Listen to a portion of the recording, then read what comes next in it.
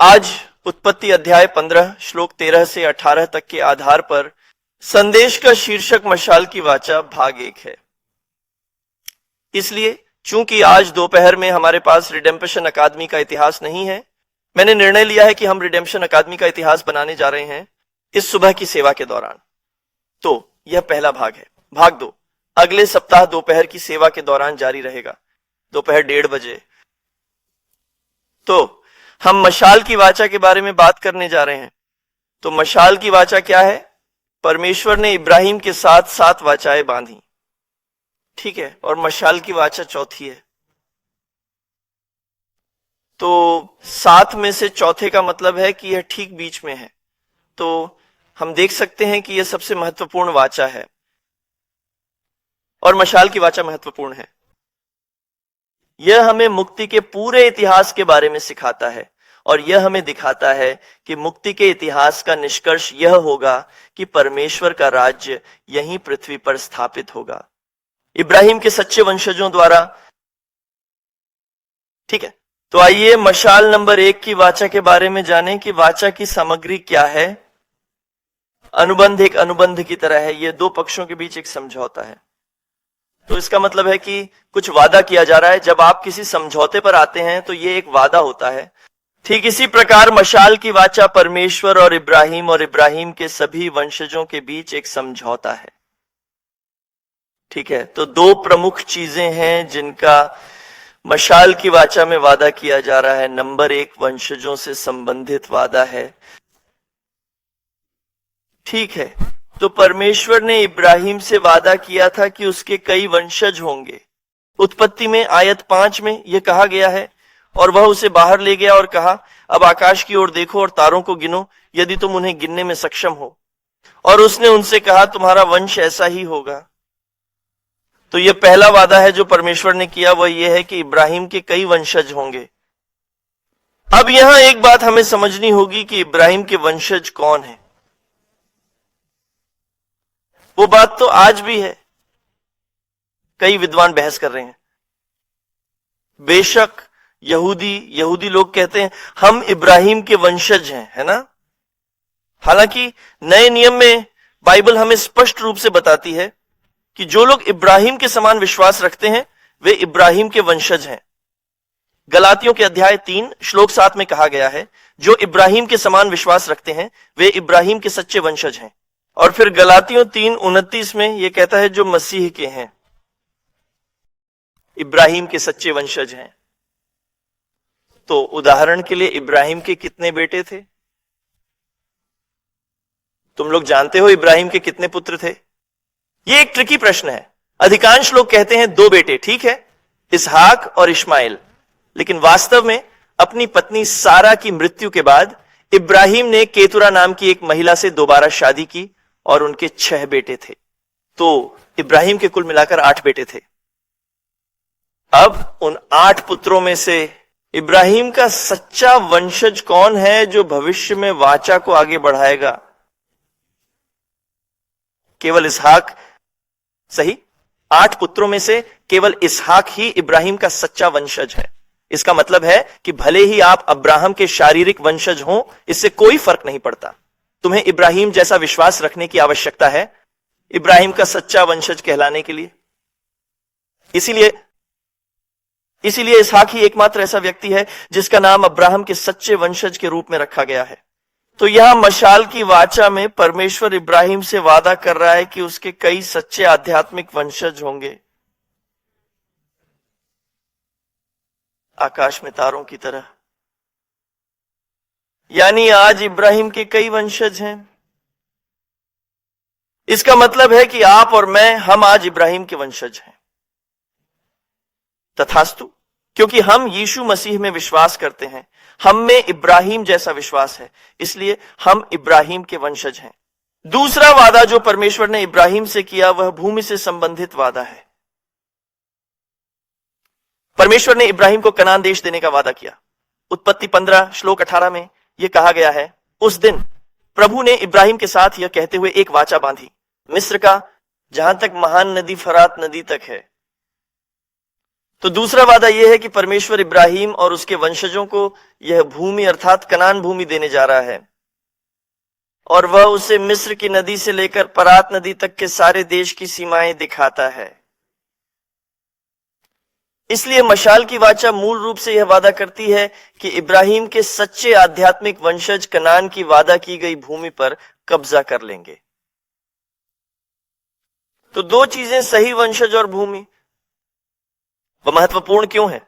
क्योंकि परमेश्वर का राज्य पाने के लिए आपको किस चीज की जरूरत है? एक राज्य पाने के लिए आपको इन दो चीजों की आवश्यकता होती है, आपको लोगों की आवश्यकता होती है और आपको भूमि की आवश्यकता होती है। तो यहां परमेश्वर इब्राहिम से क्या वादा कर रहा है? परमेश्वर का राज्य है, वह जो कह रहा है वह यह है कि परमेश्वर यहां पृथ्वी पर परमेश्वर का राज्य स्थापित करेंगे। इब्राहिम परमेश्वर के राज्य के नागरिक होंगे और वे ही इस भूमि पर कब्जा करेंगे, मतलब सारी पृथ्वी। जब इब्राहिम के वंशज पृथ्वी पर कब्जा कर लेंगे तभी परमेश्वर का राज्य पृथ्वी पर पूरी तरह से स्थापित हो जाएगा। यही वादा है और इसीलिए मशाल की वाचा इतनी महत्वपूर्ण है, क्योंकि यही मुक्ति के इतिहास का लक्ष्य है। संपूर्ण इतिहास पृथ्वी पर ईश्वर का राज्य स्थापित करने की ओर अग्रसर है। अब अब्राहम के बाद परमेश्वर ने अब्राहम को यह वाचा दी। पुष्टि करने के लिए उसने उसे दो संकेत दिखाए, यह वादा पूरा किया जाएगा। तो नंबर 2, आइए पुष्टिकरण देखें। वाचा का परमेश्वर ने इब्राहिम को यह दिखाने के लिए दो चिन्ह दिखाए कि वह निश्चित रूप से है, वह निश्चित रूप से इस अनुबंध को पूरा करेगा। तो वे दो संकेत क्या है? पहला संकेत है धूम्रपान ओवन। धूम्रपान ओवन, ठीक है। तो उत्पत्ति 11 पद 27 में यह कहा गया है, यह तब हुआ जब सूर्य ने कहा कि यह बहुत अंधेरा था और देखो वहां एक धुआं उगलता ओवन और एक जलती हुई मशाल दिखाई दी जो गुजर रही थी इन टुकड़ों के बीच। तो पहला संकेत धूम्रपान ओवन है ना? इसलिए प्राचीन समय में जब उन्होंने एक वाचा बांधी तो आप एक जानवर को आधा काट देते थे और वाचा के दोनों पक्ष पशु के टुकड़ों के बीच चले। अब जब वे ऐसा करने वाले थे तो ये दो चीजें सामने आईं, एक धुआं उगलता तंदूर और एक जलती हुई मशाल। तो धूम्रपान ओवन क्यों? इसका क्या मतलब है? धूम्रपान ओवन, यहां का धुआं तंदूर उन कठिनाइयों, परीक्षणों और कष्टों का पूर्वाभास देता है जिनसे इजरायलियों को मिस्र में गुलाम बनाए जाने पर गुजरना होगा। धूम्रपान ओवन एक भट्ठी की तरह है, आप वहां लकड़ी डालते हैं और अंदर आग होती है और ये कमरे को गर्म रखती है ना? इसलिए वह भट्टी उन कठिनाइयों और कष्टों का प्रतीक है जिनसे इजरायली गुजरेंगे। यशायाह अध्याय के 48वें श्लोक में कहा गया है, देख मैंने तुझे शुद्ध किया है परंतु चांदी के समान नहीं, मैंने तुम्हें दूख की भट्टी में परखा है। देखिए यह श्लोक हमें सिखा रहा है कि परमेश्वर अपने लोगों को दूख की भट्टी में परखता है, परिष्कृत करता है और प्रशिक्षित करता है। और व्यवस्था विवरण अध्याय 4 श्लोक 20 में यह कहा गया है, परंतु यहोवा ने तुमको मिस्र से लोहे की भट्टी से निकाल लिया है, आज की तरह अपने स्वामित्व के लिए लोग बनना। इस प्रकार परमेश्वर ने इस्राएलियों को मिस्र से निकालने के बाद यह कहा, उसने कहा मैं तुम्हें लोहे की भट्टी से निकाल लाया, वह मिस्र है। इजरायली 400 वर्षों तक मिस्र में दास के रूप में रहे, वह लोहे की भट्टी में होने जैसा था। तो धुआं देने वाला तंदूर मिस्र में इस्राएलियों की पीड़ा का पूर्वाभास देता है। नंबर 2, भगवान ने उसे जलती हुई मशाल दिखाई, सही धधकती मशाल। बाइबल में जलती हुई मशाल किसका प्रतीक है? अग्नि कई बार ईश्वर की उपस्थिति का प्रतीक है, तो यहां जलती हुई मशाल ईश्वर की उपस्थिति का प्रतीक है। तो जैसा कि मैंने पहले कहा था, प्राचीन में, इससे पहले प्राचीन निकट पूर्व में जब आपके पास एक अनुबंध होता था आजकल जब हम कोई अनुबंध करते हैं तो क्या करते हैं, दोनों पक्ष अनुबंध पत्र पर हस्ताक्षर करते हैं। लेकिन प्राचीन समय में वे ऐसा करते थे कि वे एक जानवर लाते थे, वे उसे आधे में काटते थे और दोनों पक्ष उन टुकड़ों के बीच चलते थे। और वह कृत्य इस बात का प्रतीक था कि मैं इस वाचा का पालन करने की शपथ लेता हूं। यदि मैं इस वाचा का पालन नहीं करूंगा तो मुझे इस जानवर की तरह मार दिया जाएगा। इस तरह उन्होंने उस समय एक अनुबंध बनाया था। लेकिन दिलचस्प बात यह है कि आज यहां मशाल की वाचा है। केवल जलती हुई मशाल टुकड़ों के बीच में गई। परमेश्वर ने इब्राहिम को टुकड़ों के बीच चलने के लिए नहीं कहा, इसीलिए हम इस वाचा को मशाल की वाचा कहते हैं। उदाहरण के लिए अन्य विद्वान भी हैं। यहूदी विद्वान इस वाचा को बीज की वाचा कहते हैं। टुकड़ों के बीच वाचा बांधो, इसलिए इस अनुबंध के लिए अलग अलग नाम है। लेकिन हम इसे मशाल की वाचा कहते हैं क्योंकि मोचन श्रृंखला के इतिहास में रेवरेंड अब्राहम पार्क के लेखक ने इसे मशाल की वाचा कहा है। और मेरा मानना है कि इस अनुबंध के लिए यही सही नाम है।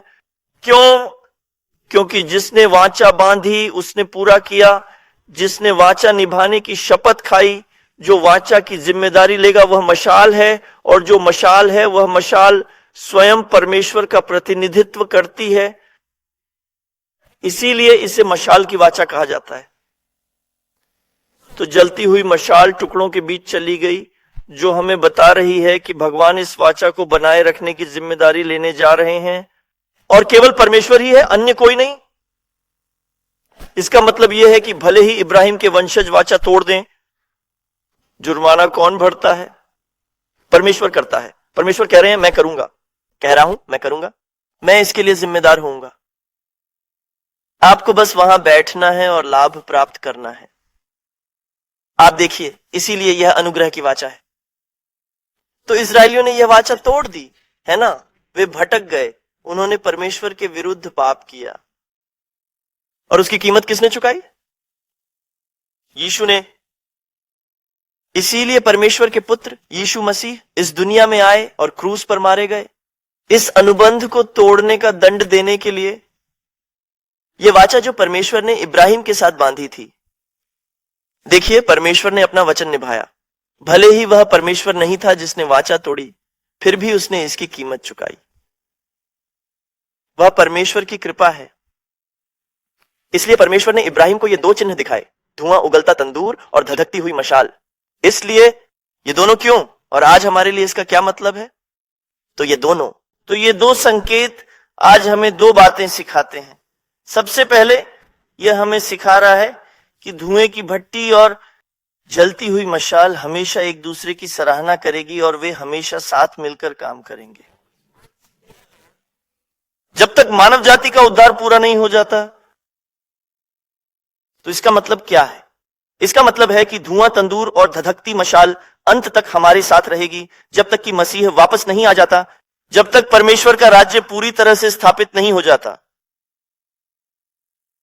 लेकिन दूसरी बात, इसका मतलब यह है कि यह हमें सिखाता है कि परमेश्वर हमारे साथ हैं,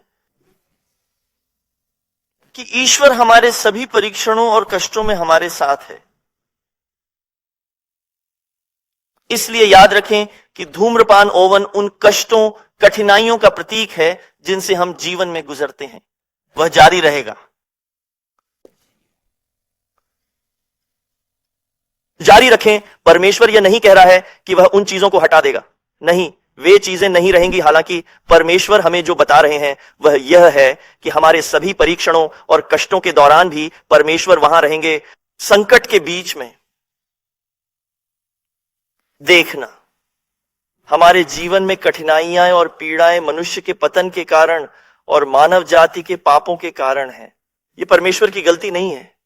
हालांकि ईश्वर ने जो वादा किया है वह यह है कि वह हमारे साथ रहेगा और वह हमारे साथ गुजरेगा, ताकि हम इसे पूरा कर सकें और हम अपना विश्वास खोए बिना इससे बाहर आ सकें। तो यशायाह अध्याय 33 श्लोक 9 में यह कहा गया है कि उनके सभी कष्टों में वह पीड़ित था और उसकी उपस्थिति के दूत ने उन्हें बचाया। अपने प्रेम और दया से उसने उन्हें छुड़ा लिया और वह उन्हें उठाकर प्राचीन काल के सभी दिनों तक अपने साथ रखता रहा। आप देखिए उनके सभी कष्टों में वह जिसका बड़ा अक्षर H है, जिसका अर्थ है परमेश्वर, वह वहां हमारे साथ था लगातार, और वह हम पर दुखी हुआ। यही वादा है, वह परमेश्वर आज हमारे लिए बना रहा है। तो डेनियल के 3 दोस्त याद हैं, है ना? उन्हें आग की भट्टी में झोंक दिया गया। परंतु जब राजा नबूकदनेस्सर ने झांक कर देखा तो क्या देखा? उसने 3 नहीं बल्कि 4 लोगों को देखा, है ना? और वह चौथा, बाइबल कहती है, परमेश्वर के पुत्र जैसा दिखता था, वह यीशु मसीह थे। तो डैनियल के 3 दोस्तों के लिए बेबीलोन की निर्वासन उनकी आग की भट्टी थी। तो वह घटना हमें सिखा रही है कि बेबीलोन की निर्वासन के 70 वर्षों के दौरान यीशु उनके साथ थे। निर्वासन। और जब परमेश्वर ने मूसा को बुलाया तब मूसा एक चरवाहा था। मिद्यान जंगल में मूसा ने क्या देखा? उसने एक जलती हुई झाड़ी देखी और उसे उस जलती हुई झाड़ी से एक आवाज सुनाई दी। यह निर्गमन अध्याय 3 पद 2 में है।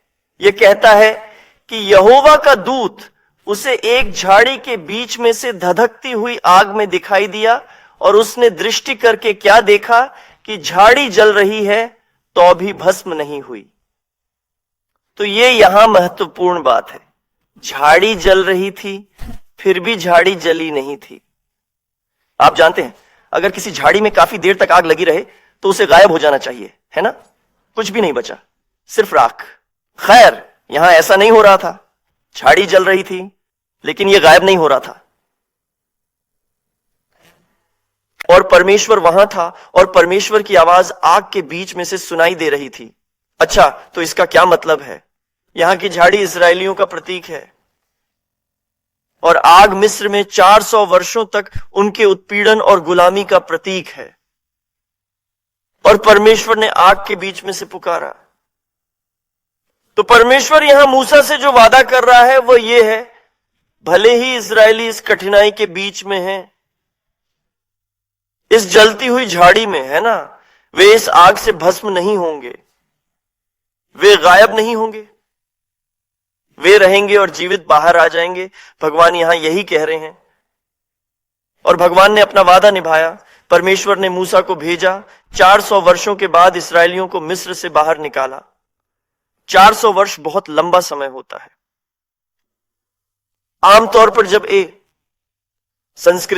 भिन्न संस्कृति का व्यक्ति, एक अलग संस्कृति का व्यक्ति एक अलग संस्कृति में प्रवास करता है, उन्हें अपनी संस्कृति खोने में लगभग 3 पीढ़ियां लग जाती हैं। उनकी भाषा खो देते हैं, अपनी पहचान खो देते हैं। लगभग 3 पीढ़ियां अर्थात लगभग 100 वर्ष। ठीक एक पीढ़ी लगभग 25 से 30 वर्ष की होती है, 90-200 साल। परंतु इजरायली 400 वर्ष तक मिस्र में दासत्व में रहे तो भी वे परमेश्वर को न भूले। उन्होंने अपनी पहचान नहीं खोई। परमेश्वर ने उन्हें सुरक्षित रखा और परमेश्वर ने उन्हें बाहर निकाला और उन्हें अपनी प्रजा बनाया। ऐसा केवल मिस्र में पहले एक बार नहीं हुआ, बेबीलोन में दूसरा और फिर तीसरा। 70 ईस्वी में रोमनों ने इसराइल को पूरी तरह से नष्ट कर दिया। इसराइल राष्ट्र खत्म हो गया लगभग 2000 वर्षों तक। और फिर 19 में उन्होंने अपनी स्वतंत्रता पुनः प्राप्त कर ली और उनका राष्ट्र पुनः स्थापित हो गया।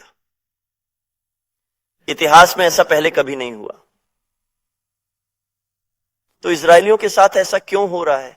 क्योंकि परमेश्वर उन्हें एक आदर्श के रूप में प्रयोग करके दिखा रहा है। हमें दिखा रहा हूं, इब्राहिम के सच्चे वंशजों को चाहे किसी भी प्रकार की कठिनाइयों का सामना करना पड़े, वे भस्म नहीं होने वाले हैं, वे लुप्त नहीं होने वाले हैं, वे खत्म होने वाले नहीं हैं। उन आग के बीच में परमेश्वर उनके साथ रहेंगे और वह उन्हें संरक्षित करने जा रहा है और वह उन्हें जीवित और विजयी बनाएगा। तो वह वादा आज भी हमारे लिए मान्य है। मुझे आशा है कि आप सभी इस पर विश्वास करेंगे कि परमेश्वर इस समय भी हमारे कष्टों में हमारे साथ है। तथास्तु। तीसरा, आइए वाचा के लिए बलिदानों को देखें। जब परमेश्वर ने इब्राहिम को ये 2 चिन्ह दिखाए, अब परमेश्वर ने इब्राहिम से एक बलिदान लाने को कहा। उत्पत्ति 15 में श्लोक 9 से 10 तक। इसलिए उसने उससे कहा, मेरे लिए एक 3 वर्ष का बछड़ा और एक 3 वर्ष की मादा बकरी और एक 3 वर्ष का मेढ़ा और एक पंडुकी और एक युवा कबूतर लाओ। तब वह उन सबको अपने पास ले आया और उन्हें 2 टुकड़ों में काट डाला और प्रत्येक को एक दूसरे के सामने रख दिया, परंतु पक्षियों को उसने न काटा। तो फिर परमेश्वर को इब्राहिम से बलिदान की आवश्यकता क्यों पड़ी? बलिदान पाप के लिए दिए जाने के लिए होते हैं। जब आप पाप करते हैं तो आप पाप का प्रायश्चित करने के लिए बलिदान देते हैं। तो क्या इसका मतलब यह है कि इब्राहिम ने पाप किया? और जवाब है हां। इब्राहिम ने यहां कैसे पाप किया? उत्पत्ति 15 श्लोक 8 में इब्राहिम ने परमेश्वर से कहा, वह कहता है, हे परमेश्वर परमेश्वर, मैं यह कैसे जान सकता हूं? मैं कैसे जान सकता हूं कि मैं उस पर कब्जा कर लूंगा? तो क्या हुआ? इस आयत का अर्थ यह है कि परमेश्वर ने इब्राहिम से बहुत से वंशों का वादा किया और फिर उसने यह भूमि उसके वंशजों को देने का वादा किया। भूमि के संबंध में, दूसरे वादे के संबंध में इब्राहिम को संदेह हुआ, तो उसने परमेश्वर से पूछा, मुझे कैसे पता चलेगा? क्या संकेत है? मुझे एक इशारा दो। इससे पता चलता है कि यह भूमि मेरे और मेरे वंशजों के पास होगी। तो यह स्पष्ट रूप से एक पाप था, क्योंकि उसे परमेश्वर के वादे पर संदेह था। तो श्लोक 8 और श्लोक 9 के ठीक बाद परमेश्वर कहते हैं, मेरे लिए एक बलिदान लाओ। तो फिर परमेश्वर ने इब्राहिम से किस प्रकार का बलिदान मांगा और उन बलिदानों का अर्थ क्या है? तो नंबर 1, उसने 3 साल के जानवरों के लिए कहा, है ना? 3 साल का। 3 क्यों? 3 साल के जानवर क्यों? आमतौर पर वे कहते हैं कि जब जानवर लगभग 3 साल के हो जाते हैं तो वे पूरी तरह से विकसित हो जाते हैं और प्रजनन करने में सक्षम हो जाते हैं। तो इसका मतलब है कि वे अपनी शारीरिक परिपक्वता के चरम पर परिपक्व हैं। तो इसका मतलब है कि 3 साल के जानवर अच्छे हैं जिन्हें आप पा सकते हैं। और अंक 3 स्वर्ग का अंक है, क्योंकि स्वर्ग में हमारे पास परमेश्वर पिता, परमेश्वर पुत्र, परमेश्वर पवित्र आत्मा, लेकिन इससे भी अधिक ये जानवर स्वयं इब्राहिम का प्रतिनिधित्व करते हैं। पुराने नियम के बलिदान इस प्रकार दिए गए हैं। जब आप कोई जानवर लाते हैं, पुजारी तुम्हें जानवर पर हाथ रखने के लिए कहता है, और यह एक प्रतीकात्मक कार्य है जो यह कहता है कि मेरे सारे पाप इस जानवर को हस्तांतरित किए जा रहे हैं। तो वह जानवर मेरा प्रतिनिधित्व करता है और मेरे सारे पाप। और वे जानवर को मार डालते हैं, और वे उस पशु को मार डालते हैं, उसका खून निकालते हैं, उसे काटते हैं और उसे भेंट के रूप में चढ़ाते हैं। तो यहां ये 3 वर्षीय जानवर स्वयं इब्राहिम का प्रतिनिधित्व करते थे। वे इब्राहिम के विकल्प के रूप में मरते हैं। तो आज हमारा बलिदान कहां है? हमारा बलिदान यीशु मसीह था। यीशु ने हमारे सारे पाप ले लिए। उन्होंने हमारा प्रतिनिधित्व किया। जब वह क्रूस पर मर गया, वह हमारे पापों के बदले हमारे विकल्प के रूप में मरा। तो यीशु हमारा बलिदान है। सही, वह एक है जो हमारे विकल्प के रूप में मरे। और यीशु की मृत्यु कब हुई? 3 साल की सार्वजनिक सेवकाई के बाद यीशु की मृत्यु हो गई। 3 साल। तो यहां ये जानवर स्वयं यीशु मसीह का प्रतिनिधित्व करते हैं, स्वयं ईसा मसीह, और हमारे लिए उसका प्रायश्चित बलिदान। दूसरे, परमेश्वर ने इब्राहिम से कहा कि वह जानवरों को आधा काट दे, इसे आधे में काटें। इसलिए जैसा कि मैं पहले भी कहता रहा हूं, यह अनुबंध बनाने का अनुष्ठान है। आप जानवर को आधे में काटते हैं और दोनों पक्ष टुकड़ों के बीच चलते हैं, और वे शपथ खाकर कह रहे हैं कि जो कोई वाचा तोड़ेगा वह इस पशु के समान मरेगा। तो यीशु मर गया कि परमेश्वर प्रतिनिधि के रूप में दंड का भुगतान करने के लिए इस अनुबंध को तोड़ना। तो इन बलिदानों का मुक्तिदायक ऐतिहासिक अर्थ क्या है? आज हमारे लिए इसका क्या मतलब है? मेरा मतलब है, हम आज बलिदान नहीं देते हैं, है ना? हालांकि पुराने नियम में बलिदानों का स्थान नए नियम के युग में पूजा ने ले लिया है। ठीक है, तो इसका मतलब है कि आज हम यही प्रार्थना कर रहे हैं, है ना? ये हमारा बलिदान है जो हम परमेश्वर को दे रहे हैं। परमेश्वर को दे रहा हूं, ठीक है। इसलिए रोमियो अध्याय 12 श्लोक 1 में यह कहा गया है, इसलिए मैं परमेश्वर की दया से आप भाइयों से आग्रह करता हूं कि आप अपने शरीर को परमेश्वर को स्वीकार्य एक जीवित और पवित्र बलिदान दें, जो आपकी प्रार्थना की आध्यात्मिक सेवा है। सही, इसलिए हम एक जीवित बलिदान देते हैं और यही हमारी प्रार्थना है।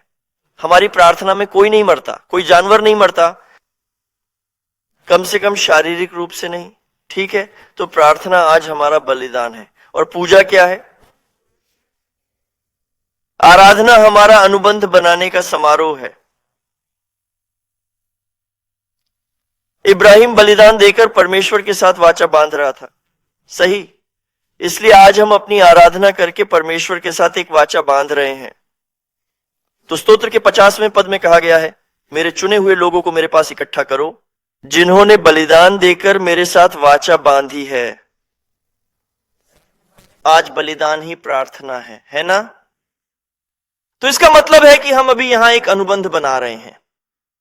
जब आप पहली बार यीशु मसीह को स्वीकार करते हैं तो यही वाचा है, और हर सप्ताह हम परमेश्वर के साथ अपनी वाचा की पुनः पुष्टि कर रहे हैं, ताकि हम यह सुनिश्चित कर सकें कि हम सप्ताह के दौरान अपनी वाचा से दूर नहीं हुए हैं। तो इसलिए है प्रार्थना का इतना महत्व। यह अभी हमारा अनुबंध बनाने का समारोह है। तो हम परमेश्वर को यह सच्ची प्रार्थना कैसे दे सकते हैं? पहला, आराधना हमारी शारीरिक इच्छाओं को खत्म करना है। प्रार्थना क्या है? हमारी शारीरिक इच्छाओं को मौत के घाट उतारना। पुराने नियम में उन्होंने वास्तव में एक जानवर को मार डाला था, है ना? आज हम क्या मारते हैं? हम उस जानवर को मारते हैं जो हमारे भीतर है, शारीरिक इच्छाएं। सही, ठीक गलातियों में 5:17 बाइबल कहती है कि आत्मा की इच्छाएं शरीर की इच्छाओं के विरोध में है, ताकि आप जो चाहें वो न कर सकें। मुझे यकीन है कि हम सभी इस संघर्ष को महसूस कर रहे हैं जो आज हमारे भीतर चल रहा है ना? एक आध्यात्मिक इच्छा है जो ईश्वर की इच्छा को पूरा करना चाहती है, लेकिन हमारा शरीर है जो हमें ईश्वर की उस इच्छा को पूरा करने से रोकेगा। क्या युद्ध सही है? प्रार्थना क्या है? प्रार्थना शारीरिक इच्छाओं को मौत के घाट उतार देना है, ताकि आत्मा जीवित हो जाए और हम परमेश्वर की इच्छा पूरी कर सकें। आज हम यहां यही कर रहे हैं, हमारी शारीरिक इच्छाओं को खत्म करना। जैसा कि गलातियों के 5:24 अब कहते हैं कि जो लोग मसीह यीशु के हैं, उन्होंने शरीर को उसके जुनून और इच्छाओं के साथ क्रूस पर चढ़ा दिया है। दूसरी प्रार्थना हमारे मन का नवीनीकरण है। पुराने शारीरिक विचारों से छुटकारा पाएं और आध्यात्मिक विचारों के साथ अपने मन को नवीनीकृत करें। रोमियो अध्याय 12 श्लोक 2 में यह कहा गया है कि इस संसार के अनुरूप मत बनो, बल्कि इसके द्वारा रूपांतरित हो जाओ। आपके मन का नवीनीकरण, ताकि आप साबित कर सकें कि ईश्वर की इच्छा क्या है, जो अच्छा और स्वीकार्य और उत्तम है। देखें कि रोमियो में 1 ने हमें बताया कि प्रार्थना हमारा बलिदान है, और फिर श्लोक 2 में हमें बताया गया है कि प्रार्थना हमारे दिमागों को बदल रही है, ताकि हम परमेश्वर के वचन से नवीनीकृत हो जाएं। इसलिए जैसे हम प्रार्थना के दौरान परमेश्वर का वचन प्राप्त करते हैं, हम अपने विचार बदल रहे हैं। ओह, यह सोच गलत थी, मुझे इससे छुटकारा पाना होगा, क्योंकि परमेश्वर का वचन यही कहता है। हमारी आराधना में ऐसा होना आवश्यक है। यही सच्ची प्रार्थना है। तो भजन 51वें पद 17 में यह बोरी कहता है, यह कहता है, परमेश्वर के बलिदान टूटी हुई आत्मा है, एक टूटा हुआ और पछतावा हुआ दिल। हे परमेश्वर, तुम तिरस्कार नहीं करोगे। टूटी हुई आत्मा और टूटा हुआ दिल क्यों? क्योंकि हम पापी हैं, हमारे मन में पाप है। अतः प्रार्थना के माध्यम से हमारे दिलों को तोड़ने की जरूरत है, ताकि हम मसीह की छवि में धर्मी इंसान के रूप में नवीनीकृत हो सकें। तो निष्कर्ष में प्रार्थना स्वयं के प्रति मरने की प्रथा है और मसीह के लिए जीना। प्रार्थना क्या है? प्रार्थना स्वयं के प्रति मरने की प्रथा है। पुराने नियम में याद रखें, जानवर मर गया था, वह प्रतीक है। हमारे भीतर का जानवर जो मर रहा है, हमें अपने लिए मरना होगा और मसीह के लिए जियो। तो गलातियों के 2 से 1 में यह कहा गया है कि मुझे मसीह के साथ क्रूस पर चढ़ाया गया है और अब मैं जीवित नहीं हूं, परंतु मसीह मुझ में जीवित है। और जो जीवन मैं अब शरीर में जी रहा हूं, वह परमेश्वर के पुत्र में विश्वास के द्वारा जी रहा हूं, जिसने मुझसे प्यार किया और खुद को मेरे लिए दे दिया। तथास्तु। तो यही सच्ची प्रार्थना है, और यह हमारा समय है जहां हम ईश्वर के साथ अपनी वाचा की पुनः पुष्टि कर रहे हैं। हर हफ्ते यह सुनिश्चित करने के लिए कि हम अपने अनुबंध ईश्वर के साथ अपने समझौते से विमुख नहीं हुए हैं। और मशाल की वाचा के माध्यम से परमेश्वर ने इब्राहिम से वादा किया है कि उसके वंशज परमेश्वर के राज्य के नागरिक बनेंगे, उसके वंशज परमेश्वर के राज्य के लोग होंगे। इसीलिए हर सप्ताह जब हम चर्च में आते हैं, आइए हम अपने विश्वास पर एक नजर डालें और देखें कि क्या हम सच्चे वंशज बने हुए हैं इब्राहिम के सच्चे वंशज के रूप में। क्या हम में इब्राहिम जैसा विश्वास है? और ऐसा करने से हम अपने शेष जीवन के लिए वाचा के भीतर बने रह सकते हैं, ताकि हम अपनी मातृभूमि के रूप में परमेश्वर के राज्य को प्राप्त करने का आशीर्वाद प्राप्त कर सकें। तथास्तु। हमें प्रार्थना करनी चाहिए। प्रिय स्वर्गीय पिता, हमारे जीवन पर आपके आशीर्वाद और मार्गदर्शन के लिए हम आपको बहुत धन्यवाद देते हैं। पिछले सप्ताह से आप हमारे सभी कष्टों और कठिनाइयों और परीक्षणों में हमारे साथ रहे हैं, और अब आपने हमें अपनी प्रार्थना करने में सक्षम बनाने के लिए अपने घर में ले जाया है। इसलिए इस समय मैं प्रार्थना करता हूं कि आप यहां हमारे बीच मौजूद रहें और यह हमारी वाचा बनाने का समारोह हो, ताकि हम सभी एक साथ आ सकें और उस वाचा के भीतर आ सकें जो हमारे परमेश्वर ने इब्राहिम को दी है, और हम में से हर एक इस वाचा के लिए आमीन कहे, ताकि हम सब कुछ प्राप्त कर सकें, वादे और आशीर्वाद जो आपने हमसे किए हैं। पिता परमेश्वर, कई बार ऐसा होता है कि हम ठोकर खाकर गिर सकते हैं और आपके मार्ग से भटक सकते हैं। इस समय हम आपके सामने उन पापों को स्वीकार करने आए हैं। प्रभु, कृपया हमें क्षमा करें और अपने शक्तिशाली दाहिने हाथ से हमें संभालें, ताकि हम वाचा से हमेशा के लिए दूर न जाएं, बल्कि हर समय आपके साथ रहें। और जैसा तूने इब्राहिम से वादा किया है, हमारे परीक्षणों और कष्टों और पीड़ाओं के बीच में कृपया हमें यह देखने में मदद करें और आश्वस्त रहें कि आप हमारे साथ हैं। जब हम कठिनाइयों से गुजर रहे हैं तो हम अपने प्रभु की उपस्थिति का अनुभव करने में सक्षम हो सकते हैं। और क्या हम इमैनुएल का आशीर्वाद प्राप्त कर सकते हैं कि हम जहां भी जाएं, परमेश्वर हमारे साथ हैं। और इस विश्वास के साथ हम अपने जीवन में जो भी कठिनाइयां होंगी उन्हें दूर करने में सक्षम हो, ताकि यह एक परीक्षा बन सके, ताकि यह हमारे आसपास मौजूद अन्य लोगों के लिए एक गवाही हो कि परमेश्वर उन लोगों के साथ हैं जो पीड़ित हो सकते हैं। इस आशीर्वाद के लिए हम आपको बहुत धन्यवाद देते हैं। हम आपको सारी महिमा देते हैं और हम यह सब यीशु मसीह के नाम पर प्रार्थना करते हैं। आमीन। आइए हम अपनी तालियों से परमेश्वर की महिमा करें।